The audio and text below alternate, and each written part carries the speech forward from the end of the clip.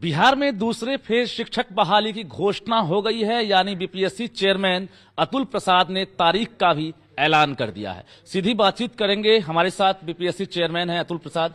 Sir, क्या लग रहा है कि एक जो आपने रिकॉर्ड बनाया है सबसे बड़ी बहाली का, अपना रिकॉर्ड एक बार फिर से तोड़ेंगे क्या? अभी ये तो नहीं कह सकते हैं कि हम तोड़ेंगे ही तोड़ेंगे, लेकिन जो जैसी संभावनाएं हैं उसके हिसाब से मैं बता दूं कि परीक्षा तो हम लोग संभावित तिथि है 7, 8, 9, 10 दिसंबर, और हम लोगों का बेशक प्रयास रहेगा कि इस बार हम लोग ज़्यादा तेजी से परीक्षा फल भी दें। क्या है शेड्यूल जो आपने तैयार किया है, क्या है एक बार हम चाहेंगे जो अभ्यर्थी हैं, दर्शक हैं जानें। हम लोग इसमें निबंधन एवं भुगतान जो हम लोग कराएंगे, प्रारंभ करनी तिथि 5 से लेकर 14 तारीख तक वो निबंधन कर सकते हैं, और विलम्ब शुल्क के साथ वो 17 तारीख तक कर देंगे। आवेदन हम जमा करने के लिए 10 से 25 नवंबर है, ये अंतिम तिथि होगी।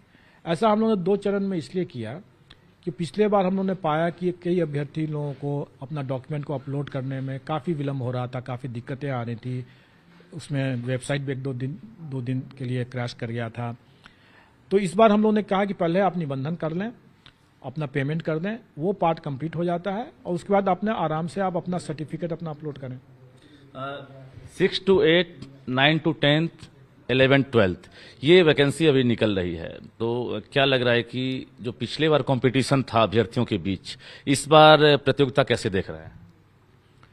पिछले बार 7 पेपर ऐसे थे जिसमें कि अभ्यर्थी वैकेंसी से ज़्यादा थे, तो उसमें तो कंपटीशन था, लेकिन अन्य पेपर में ऐसी बात नहीं थी, और उसमें अभ्यर्थी की संख्या काफ़ी कम थी, इसमें कंपटीशन वैसा टफ नहीं था। लेकिन इस बार मुझे लगता है कि इस बार ज़्यादा टफ रहेगा पिछले बार की तुलना में, क्योंकि इस बार ज़्यादा अभ्यर्थी हो जाएंगे। अभी ये कहना तो संभव नहीं होगा कि कितने होंगे, लेकिन अनुमान लगाया जा सकता है कि जितने संख्या में पिछले बार प्राइमरी में थे, इस बार उतनी संख्या में हो सकता है कि मिडिल स्कूल में आ जाएं, और 9, 10th और 11, 12th में पिछले बार से ज़्यादा होंगे। एक मैं टेक्निकली जानना भी जरूरी है कि 6 to 8 में डीएलएड कौन शामिल होंगे, सीटेट वाले कौन शामिल होंगे, और बीएड वाले तो शामिल हो ही रहे हैं, तो ये थोड़ा समझा दीजिए। ये जितनी तरह की वैरायटी है इसमें, ये इसका सबको इसका ज्ञान हो जाए तो वो अपने आप में एक बहुत बड़ी उपलब्धि हो जाएगी उसके लिए। लेकिन जो भी थोड़ी बहुत जानकारी जैसे मैं बता दूं, वैसे विस्तृत जानकारी तो विज्ञापन में निकल ही जाएगा। मिडिल स्कूल में जो कैंडिडेट होंगे मिडिल स्कूल के लिए, वो 2 तरह के कैंडिडेट हो सकते हैं। उसमें डिप्लोमा भी हो सकते हैं, उसमें बीएड भी हो सकते हैं, और उसमें मतलब डिप्लोमा इन एलिमेंट्री एजुकेशन प्रशिक्षण के लिए, और उसमें सीटेट पेपर 2 देना है। और फिर हाई स्कूल में तो फिर आप जानते ही हैं कि उसमें बीएड और ग्रेजुएशन होना है। तो ऐसी स्थिति में आप देखें कि मिडिल स्कूल में चूँकि डिप्लोमा इन एलिमेंट्री एजुकेशन के भी अभ्यर्थी होंगे और बीएड वाले भी हो सकते हैं, इसमें ऐसा कोई बंधन नहीं है कि बीएड वाले नहीं हो सकते हैं, इसमें दोनों हो सकते हैं। तो स्वाभाविक है कि इसमें आपका ज़्यादा कैंडिडेट्स आ जाएंगे, इसमें ज़्यादा आ जाएंगे। एक मैं जानकारी ये भी जरूरी है कि अभी सीएम नीतीश कुमार ने घोषणा भी किया था गांधी मैदान से, चूंकि सबसे बड़ी बहाली सभी कह भी रहे हैं, और वास्तव में सभी ने देखा भी नहीं है इतनी बड़ी बहाली। 69,000 के आसपास वैकेंसी आई है अभी, तो 1,20,000 क्या लग रहा है वो कब पूरा करेंगे? देखिए, जो टीआरई 1 में जो मैंने बताया है कि अभ्यर्थियों की संख्या कई विषयों में, अधिकांश विषयों में अभ्यर्थियों की संख्या रिक्ति से काफ़ी कम थी, तो उसकी वैकेंसी तो रही जाएगी, वो तो किसी भी तरह से भर नहीं सकते हम। उसकी वैकेंसी लगभग 50,000 है। वो वैकेंसी अगर सरकार उसको टीआरई 2 में पास ऑन करती है, तो इसी परीक्षा में वो भी वैकेंसी जुड़ जाएगा। लेकिन उसमें सर 1 to 5 में डीएलएड वाले भी होंगे, उसमें 1 to 5 की वैकेंसी नहीं आएगी, क्योंकि आपने देखा होगा कि 1 to 5 में काफ़ी टफ कंपटीशन था टीआरई 1 में। अच्छा। और उसमें जो भी वैकेंसी होगी वो बहुत ही सीमित, और वो दिव्यांगजन वाला होगा या कुछ रिजर्व कैटेगरी वाले होगा, बहुत सीमित वैकेंसी होगी। बाकी सारी वैकेंसी तो टीआरई 1 में भरी गया है। उसमें दिल से आप चाहते भी हो कि 1 to 5 का भी वैकेंसी दे, उनके साथ हम क्यों सौतेला व्यवहार करें, लेकिन ऐसा हुआ नहीं। जो आपको मिला है उसी के आधार पर आप कर रहे हैं। लेकिन ऐसा लग रहा है कि अब जो सप्लीमेंट्री की चर्चा हो रही है, तो ऐसा लग रहा है कि अब सप्लीमेंट्री रिजल्ट भी आप लोग देंगे। देखिए, सप्लीमेंट्री और मेन टीआरई 2 दोनों अलग अलग है। टीआरई 1 में हम लोगों ने करीब 1,20,000 के आसपास रिजल्ट्स भेजा शिक्षा विभाग को। अब ये तो मेरी मैक्सिमम क्षमता हुई कि 1,20,000 ही हम दे सकते थे, बाकी अवेलेबल नहीं हुए कैंडिडेट्स, या मतलब क्वालिफाई नहीं कर सके, परीक्षा में ही क्वालिफाई नहीं कर सके। तो 1,20,000 से तो ज़्यादा जा ही नहीं सकते हैं। अब डॉक्यूमेंट वेरिफिकेशन में कुछ लोग वहाँ पर ड्रॉप आउट हो जाएंगे, एब्सेंट हो जाएंगे, कुछ लोग डिस्क्वालीफाई हो जाएंगे। उसके अलावा जो मल्टीपल रिजल्ट्स वाले लोग होंगे वो एक को पकड़ेंगे, एक का नौकरी करेंगे, दूसरा छोड़ेंगे, उसके भी कुछ वैकेंसी होगी।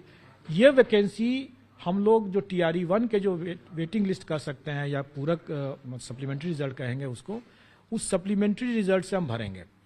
और जब इसको भर लेंगे, इसके बाद भी अगर कोई बच जाएगा जिसको हम सप्लीमेंट्री रिजल्ट से नहीं भर पाएंगे, मान लीजिए कैंडिडेट ही नहीं मिल रहा है, तो वैसी हालत में वो फिर TRE-2 में पास ऑन होगा। का इशारा काफी बेहतर बता रहा है कि सप्लीमेंट्री रिजल्ट आप बड़ी संख्या में दे रहे हैं।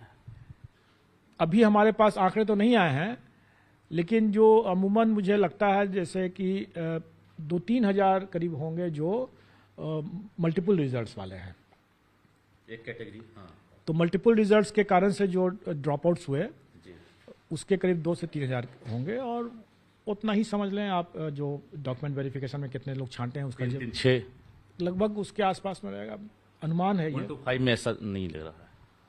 1 to 5 में भी हो सकता है, क्योंकि ड्रॉप आउट्स तो चूंकि अगर मान लें किसी को प्राइमरी में हो गया, हाई स्कूल में भी होगा तो हाई स्कूल में चला गया, प्राइमरी छोड़ दिया, ड्रॉप आउट्स तो किसी में भी हो सकता है। दीपावली से पहले ये तोहफा देंगे या शिक्षा विभाग की रिक्तियां लग रहा है कि छठ के बाद आएगी, तब आप सप्लीमेंट्री रिजल्ट देंगे? देखिए, हम लोगों ने बेसिकली यूटिलिटेरियन थ्योरी को अपनाया है, अधिक से अधिक लोगों को अधिक से अधिक लाभ। इसमें 1,70,000 की वैकेंसी थी, 1,20,000 अनुरोध दिया, इतनी बड़ी संख्या में हम लोग अभ्यर्थियों को लाभ दिए, उनका परीक्षा फल दिया, इसलिए हमारी ये टॉप प्रायोरिटी थी। लेकिन लोगों को ये नहीं भूलना चाहिए कि यह आयोग सिर्फ शिक्षक बहाली के लिए ही नहीं है। ये आयोग कई अन्य बहालियां भी करती हैं और उसके कई परीक्षाएं हो चुकी हैं जिसका परीक्षा फल अभी रुका हुआ है, क्योंकि हमारी भी क्षमता सीमित है, सीमित क्षमता तो किसी की नहीं है। तो अब हम लोग पहला प्रायोरिटी हम लोग करेंगे जो हमारे महत्वपूर्ण परीक्षाएं जो कि लंबे समय से लंबित चला आ रहा है, पहले उसको दूर करें। सप्लीमेंट्री रिजल्ट उसके बाद होगा। वैसे भी अभी हमें कभी सप्लीमेंट्री के आंकड़े नहीं आए हैं, कितनी वैकेंसी क्रिएट हुई, वो हमें जब आंकड़े आ जाएंगे उसके बाद हम बनाएंगे। लेकिन आपने भी अंदाजा लगा लिया होगा, क्योंकि आपके पास भी लगातार रिपोर्ट मिल रही है और आपकी नज़र भी जो है रहती है इन चीज़ों पर। कंप्यूटर साइंस की बहुत ज़्यादा शिकायतें हैं, तो उसमें लग रहा है कि ज़्यादा संभावना है वैकेंसी बनने की। कंप्यूटर साइंस की जो शिकायतें हैं वो अमूमन इस बात को लेकर के है कि STET जो लोग बाहर के लोग हैं वो आ गए, जबकि इस विषय पर मैंने पहले भी स्पष्ट किया कि STET में जो शर्त रखा गया था वो शिक्षा विभाग का था, वो आयोग का नहीं है, और उसको आयोग की परीक्षा से कोई लेना देना नहीं है। अगर किसी अभ्यर्थी के पास में एक STET का प्रमाण पत्र है तो वो जायज़ तरीके से हासिल किया गया है या नाजायज़ तरीके से हासिल किया गया, इसको हमको नहीं देखना है। और हमें तो खैर वैसे भी नहीं देखना है, क्योंकि DV तो अभी शिक्षा विभाग ही कर रही है, तो इसलिए उनके स्तर पर देखना है। एक जरूर मैं बैकग्राउंड बता दूं कि उस STET 2019 में यह शर्त था कि बिहार का निवासी होना चाहिए, उसमें यह शर्त नहीं था कि बिहार का स्थायी निवासी होना चाहिए। बिल्कुल। ये बताइए सर कि पिछली परीक्षा में जितनी बड़ी चुनौतियां आपके सर पर थी, आपने सब कुछ फेस किया, रिजल्ट भी दिया, क्या लग रहा है कि इस बार बहुत कुछ सबक भी मिला होगा और बहुत कुछ नया करने की योजना होगी अब?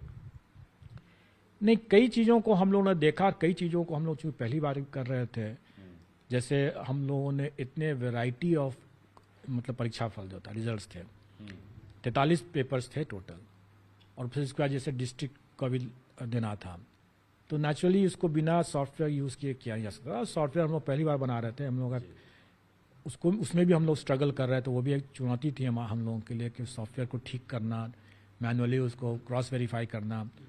तो स्वाभाविक है कि काफ़ी ज़्यादा वर्कलोड था और काफ़ी मेहनत पड़ा इसमें लोगों को। इसके कारण से दूसरे परीक्षा फल भी प्रभावित हुए। अब उसके अनुभव से हम लोगों ने ये समझ लिया कि जैसे हमारा सॉफ्टवेयर काफ़ी हद तक ठीक हो गया है, हमें भी पता चल गया है कि कहाँ कहाँ पर अभ्यर्थी किस तरह से गलती करते हैं, तो हम अपने जो जैसे मैंने बताया कि रोल नंबर की गलती, सब्जेक्ट कॉम्बिनेशन की गलती, सीरीज़ की गलती, तो इसकी गुंजाइश ही नहीं रहे, वहाँ पर गुंजाइश ही नहीं रहे, उसका हम लोगों ने कुछ प्रावधान किया है, ताकि हम जब रिजल्ट बनाने लगें तो हमें इस तरह के रुकावट ना आए कि अब हम उसका बैठे हैं कि पहले रोल नंबर चेक करें, कि क्रॉस वेरीफाई करें, सीरीज क्रॉस वेरीफाई करें। ये ऐसा करने से हमें समय काफ़ी लग जाता है। पार्शियली की गुंजाइश नहीं है, इस बार रिजेक्ट करेंगे सीधा आप? हम लोग कुछ गुंजाइश ये कर रहे हैं कि अभ्यर्थी को उसको भरने की जरूरत ही ना पड़े, मतलब कि उसको सब्जेक्ट कॉम्बिनेशन भरने की जरूरत ही ना पड़े, उसको सीरीज भरने की जरूरत ही ना पड़े। अच्छा, जो उसने आवेदन में जो दे रखा है सब्जेक्ट कॉम्बिनेशन, वही ऑटोमेटिकली उसको सिस्टम वही लेगा, तो उसको भरना ही नहीं है वहाँ पर। और उसने क्या भरा है अपना आवेदन में, वो उसके एडमिट कार्ड में प्रिंट हो जाएगा। अपीयरिंग कैंडिडेट इस बार शामिल होंगे कि नहीं, या वो कोई मौका नहीं मिल रहा? अपीयरिंग कैंडिडेट वाले भी एक हम लोगों को एक अच्छा सबक मिला, क्योंकि अपीयरिंग कैंडिडेट के साथ एक कठिनाई ये है कि अगर वो अपीयरिंग को हम अलाउ करते हैं तो उसका रिजल्ट और उसका सर्टिफिकेट आने के लिए हमको प्रतीक्षा करना पड़ता है। और अगर हम उसकी प्रतीक्षा करते हैं, जैसा इस बार हम लोगों ने देखा कि सीटेट के बड़ी संख्या में लोग फेल कर गए, स्वाभाविक है कि ऐसे अभ्यर्थी लोगों ने अपना सर्टिफिकेट जमा नहीं किया। अब उन्होंने जब सर्टिफिकेट ही जमा नहीं किया तो हम कब तक प्रतीक्षा करें उनके लिए? तो नेचुरली उनको हमको मेरिट लिस्ट हम लोग बनाएंगे ही बनाएंगे, और डीवी में हम लोग भेजेंगे और डीवी में वो छंटेंगे। इस बार भी वेरिफिकेशन आप करा रहे हैं क्या?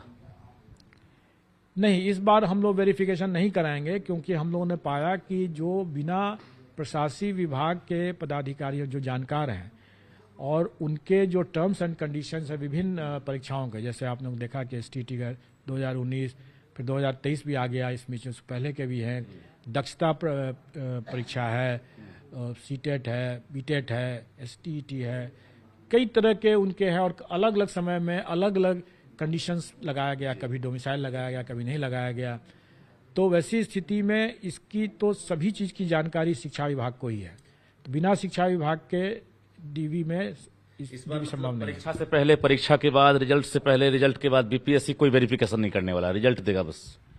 देखिए, हम लोग इस बार भी हम लोगों ने जो डीवी कराया, हमने पहले भी कहा कि उसकी एक्यूरेसी 100% नहीं थी, क्योंकि ये डिसेंट्रलाइज तरीके से हुआ था जी।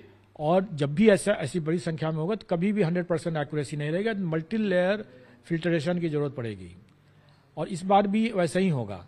हम लोग अपने स्तर से मेधा क्रम के हिसाब से कंडीशनल रिजल्ट देंगे, और उसके बाद नेक्स्ट स्टेप में जो फिल्ट्रेशन होगा वो फिल्ट्रेशन होगा शिक्षा विभाग के द्वारा डीवी में। बिल्कुल, सभी प्रकार की तैयारियां हैं और निश्चित रूप से आप लगातार प्रयास में हैं भी, आपने बेहतर परिणाम दिया भी है। हालांकि वेरिफिकेशन को लेकर आपने जो डाउट है उसको भी क्लियर किया है, जो अभ्यर्थी समझ रहे थे कि आयोग की तरफ से ऐसा हुआ है, तो आपने पार्ट टू पार्ट बताया है।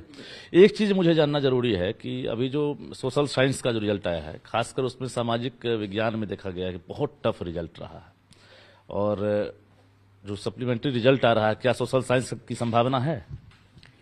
देखिए, जो मैंने बताया कि 7 विषय ऐसे थे जिसमें कि अभ्यर्थियों की संख्या ज़्यादा थी, और कंपटीशन भी वहीं था, उसमें सोशल साइंस भी था, कंप्यूटर साइंस भी था। और स्वाभाविक है कि ऐसे ही विषयों में कैंडिडेट्स जो असफल हुए हैं वो इन वेटिंग है, उनको उम्मीद है कि अगर सप्लीमेंट्री रिजल्ट आएगा तो उनका चयन हो जाएगा। बाकी विषय में तो चूंकि कैंडिडेट्स ही कम थे तो कोई बचे हैं ही नहीं। कितना कट ऑफ डाउन कर सकते हैं आप? कुछ ऐसा लग रहा है कट ऑफ डाउन करेंगे, या क्वालिफाइंग मार्क्स पार करने वाले जो हैं वो सफल हो जाएंगे? अब लग रहा है अभी जो रिजल्ट दें सप्लीमेंट्री। देखिए, चूंकि ये इसमें सोशल साइंस में या कंप्यूटर साइंस में कंपटीशन टफ था, इसलिए इसमें क्वालिफाइंग कट ऑफ से ऊपर ही रहेगा, कभी भी क्वालिफाइंग कट ऑफ तक नहीं जाएगा। जो क्वालिफाइंग मार्क्स लाकर मेरिट में नहीं आ सके वो इंतजार करें कि हाँ वो नहीं हो सकता? वो बिल्कुल वैसे इंतजार करना बेकार होगा। जो अभी कट ऑफ है, जो भी कट ऑफ नंबर है उसमें कैटेगरी वाइज, आप देखे होंगे कि उसमें टाई ब्रेकर भी लगा होगा, उसका डेट ऑफ बर्थ भी उसमें दिया गया हो, तो मतलब है कि उसी नंबर पर एक से अधिक लोग हैं, और उसमें से कुछ का हुआ है और कुछ का टाई ब्रेकर के कारण से वो नहीं हुआ है।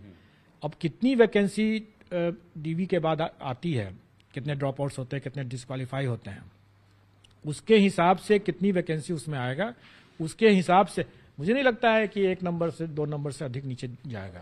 अच्छा, मतलब किसी विषय में चांस है कि नहीं कट ऑफ आपका डाउन करने का? जो आपका प्रॉपर कट ऑफ है, जो आपने सोचा है, उसको आप ले जाएंगे? नहीं, वही मैं बता रहा हूं कि अगर वैकेंसी मतलब ज्यादा ड्रॉप आउट्स या डिस्क्वालीफाई ज्यादा संख्या में अगर होता है तब वो नंबर नीचे गिरेगा। नहीं तो हो सकता है कि जो कट ऑफ है उसी का कट ऑफ पर टाई ब्रेकर के कारण से कुछ लोग इन वेटिंग ऑलरेडी होंगे, उसमें 300-400 लोग हो सकता है कि ऑलरेडी वेट कर रहा हो उसी नंबर पर, तो उसी नंबर पर रह जाएगा। अब सब कुछ साफ हो गया और गांधी मैदान में इतने बड़े समारोह भी हो गए। हालांकि अतुल प्रसाद वहां गए कि नहीं, गवाह बने कि नहीं, ये हम लोगों ने नहीं देखा उस दिन गांधी मैदान में, लेकिन पूरा बिहार और देश गवाह बना गांधी मैदान के समारोह का। अंदर से अब गर्व की अनुभूति हो रही है कि एक जो हर्डल्स बहुत बीच बीच में आया उसको हमने पार कर लिया। अब नया इतिहास लिखेंगे, यानी छोड़ो कल की बातें, कल की बात पुरानी, नए दौर में नए लिखेंगे मिलकर नई कहानी। ऐसा लग रहा है क्या? देखिए, आयोग एक स्वतंत्र संवैधानिक संस्था है। आयोग किसी राज्य सरकार, जैसे मैंने बताया भी था कि राज्य सरकार किसी विभाग के अधीन नहीं है, और वो सरकारी कार्यक्रम था। सरकारी कार्यक्रम में हमें निष्पक्ष रहने की आवश्यकता है। अभ्यर्थी की निगाहें आपको तलाश कर रही थी गांधी मैदान से। हमें निष्पक्ष रहना है, हम सरकार से स्वतंत्र हैं, उनके अधीन नहीं हैं। और सरकार, मैंने पहले ही बताया था कि सरकार भी इस बात को बखूबी समझती है और हम भी अपने सीमाओं को समझते हैं, और इसीलिए हमारा न ही वहाँ पर जाने की कोई आवश्यकता थी और न ही हमें कोई आमंत्रित किसी को करने की भी आवश्यकता थी। हम एक स्वतंत्र इकाई हैं और हमने अपना काम किया। और ये बात सही है कि जो कल की बातें पुराने आगे की बात करने की जो बात आप कर रहे हैं, एक्चुअली मुझे कल किसी ने, मुझे बड़े लोगों ने ही, मतलब नज़ीर वर्ड से मुझे कहा कि आपने एक नज़ीर बनाया। तो मैंने सोचा कि मैं भी देख लूँ, मेरा भी उतना ज्ञान पूरा नहीं है, तो नज़ीर शब्द का मैंने अर्थ ढूंढा कि क्या एक्चुअल अर्थ क्या होता है। तो मैंने पाया कि ये आप भविष्य के लिए आपने एक एग्जाम्पल सेट कर दिया। नज़ीर का मतलब वो होता है।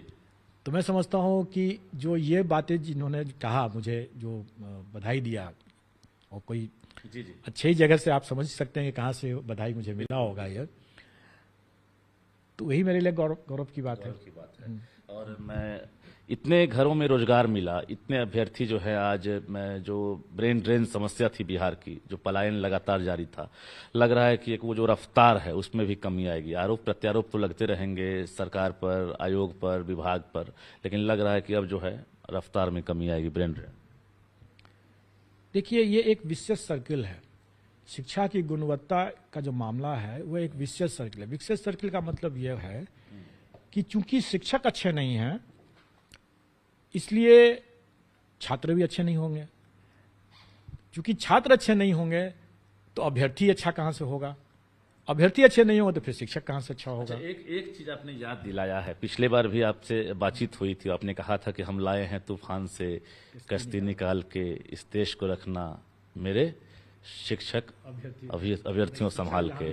तो ये आपने कहा था। हम चाहते हैं कि इसी बात से जो है एक दूसरे फेज की बहाली को आप आगाज करें कि कुछ ऐसे शेर के साथ, ताकि जो हौसला है अभ्यर्थियों का वो परवान पर हो और लगे कि हाँ, हम भी बहाल हो रहे हैं। देखिए, अभी भी कई जगहों पर तूफान तो अभी भी चल ही रहा है, और अभी भी हम तूफान से झेल ही रहे हैं। लेकिन मुझे और मैं समझता हूं कि जो आप लोगों ने भी कल जो उस दिन 2 तारीख के कार्यक्रम में आपने जो सफल अभ्यर्थी जो को आपने देखा होगा, कई लोगों ने मुझे कहा कि उनके जो बॉडी लैंग्वेज थे, उनका जो भरोसा, उनका जो कॉन्फिडेंस था, वो देखने लायक था। और उनसे बातचीत करके भी आप लोगों को लगा होगा कि ऐसे शिक्षक अगर अब आएंगे तो निश्चित तौर पर यहाँ बिहार की शिक्षा व्यवस्था, उसमें गुणवत्ता में निश्चित तौर पर निखार होगा। तो मैं समझता हूँ कि इसी विश्वास और इसी कामना के साथ मैं चाहूँगा कि मैं अपना 100% दूँ, और मैं चाहूँगा कि अभ्यर्थी भी अपना 100% दें। कोई सॉल्वर गैंग या कोई कदाचार करने का प्रयास न करें, ईमानदारी से दें। मैं भी अपना काम ईमानदारी से कर रहा हूँ, आपसे भी उम्मीद करता हूँ कि ईमानदारी से दें। बिल्कुल, बहुत बहुत धन्यवाद। हमारे साथ बीपीएससी चेयरमैन अतुल प्रसाद थे और तमाम पहलुओं पर इन्होंने बारीकी से जानकारी दी है, और एक तरह से जो इतिहास बीपीएससी ने बनाया है, उम्मीद करते हैं जब दूसरे फेज की जो बहाली हो रही है, इसमें बेबाकी से बीपीएससी जो है फिर से एक नया इतिहास बनाए। आरोप प्रत्यारोप तो लगते रहते हैं, लेकिन पहले से सबक लेकर जो है अतुल प्रसाद ने बताया है कि बहुत कुछ सीखा हूं और आगे जो है बहुत कुछ बदलाव भी होगा और निश्चित रूप से बेहतर रिजल्ट देने की कोशिश करूंगा। कैमरामैन धर्मवीर के साथ रजनीश कुमार, न्यूज 18 पटना।